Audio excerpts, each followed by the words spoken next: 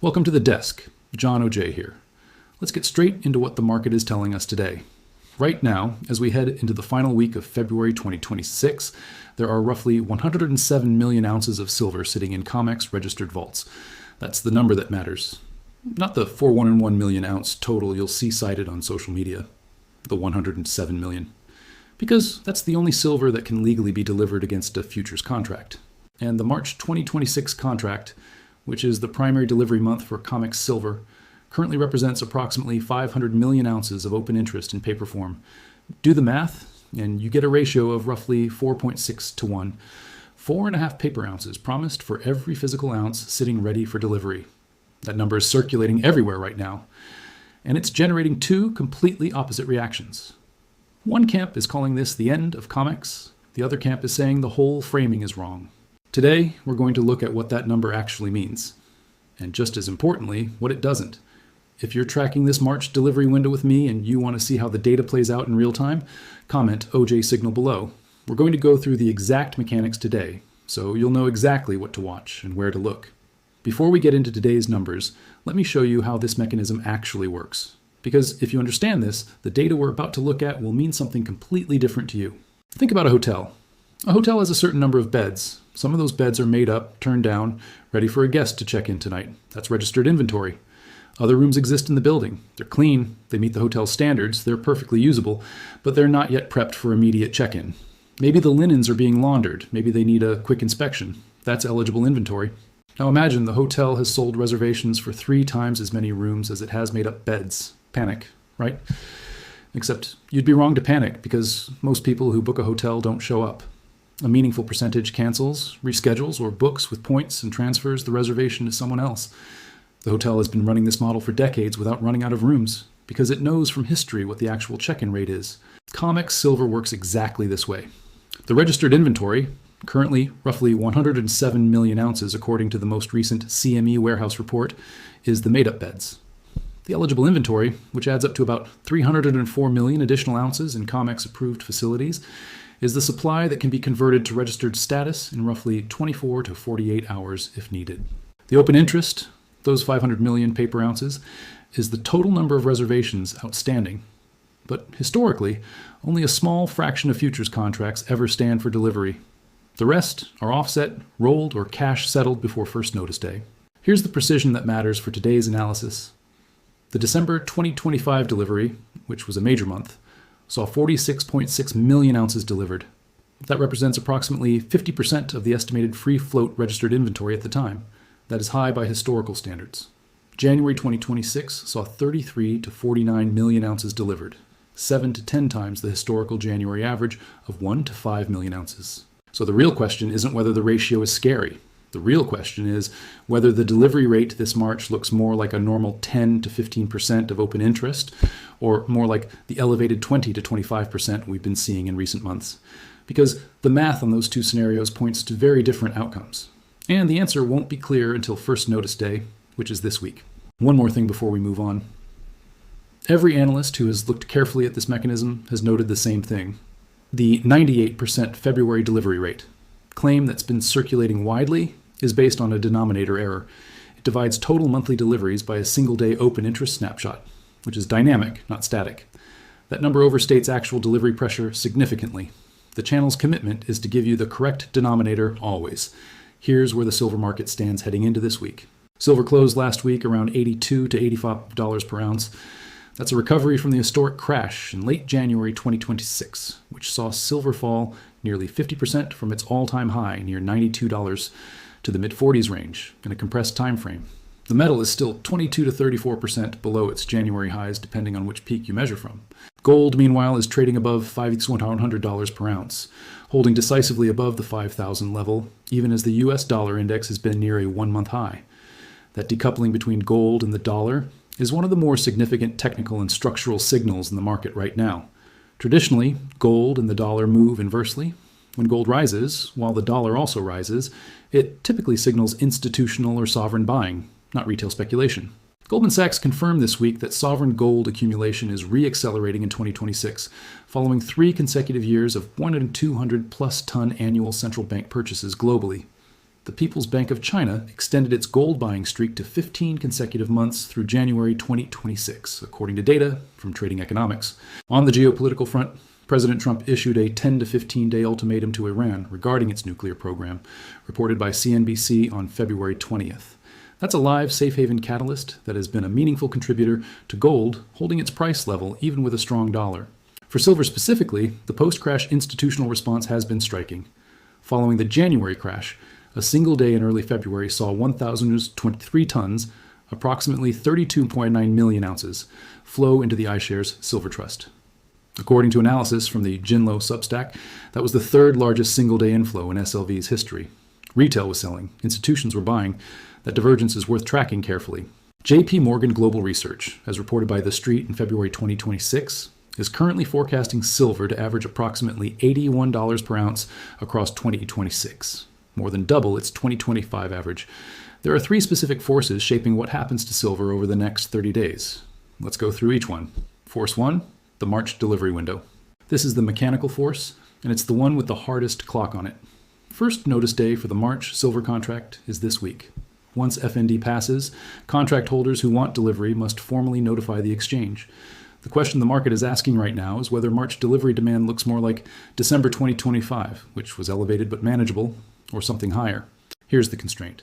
If 12 to 15% of March open interest stands for delivery, we're looking at roughly 60 to 75 million ounces of demand, against 107 million ounces registered. Tight, but workable, with conversion from eligible. If the rate moves toward 20%, consistent with recent months, demand hits 100 million ounces. At that point, eligible to registered conversion would need to activate at an extraordinary pace, and premium pressure in the physical market would likely show up clearly. The CME has authority to force cash settlement in extreme scenarios, and eligible to registered conversion provides a buffer.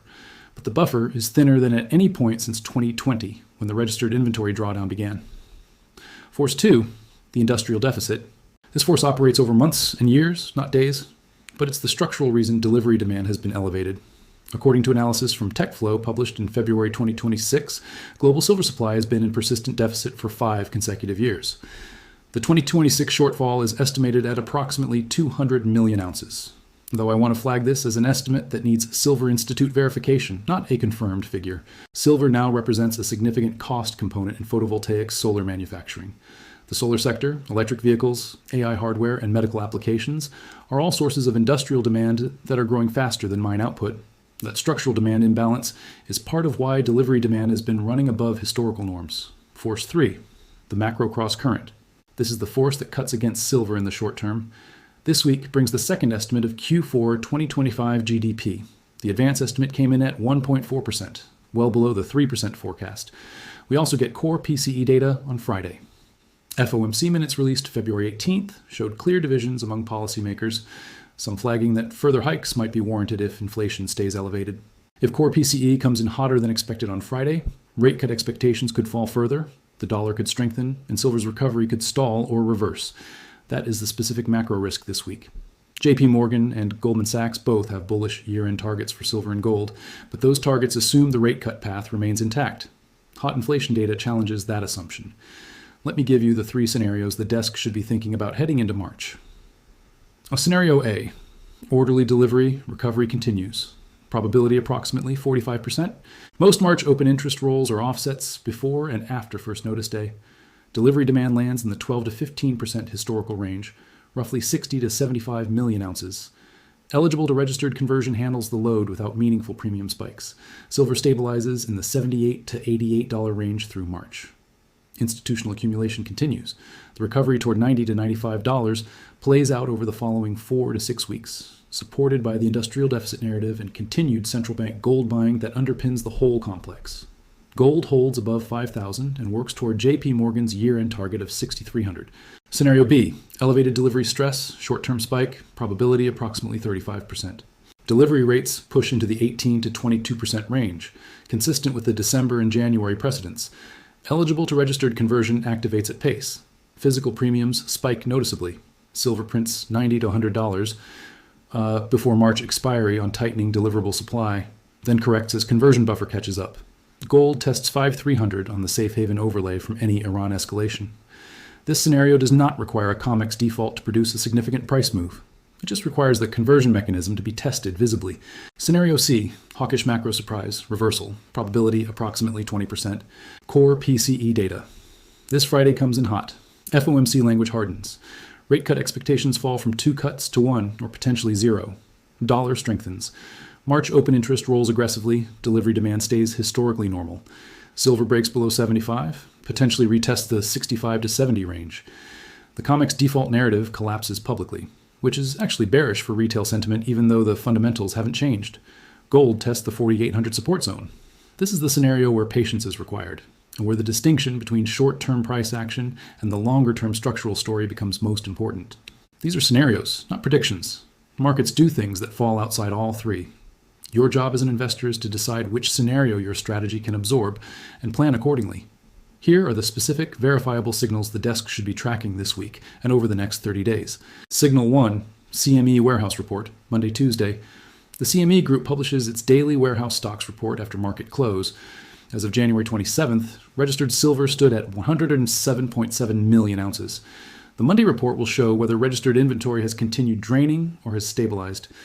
This is the first data point that will shape the March delivery narrative, publicly available at CME Group's website.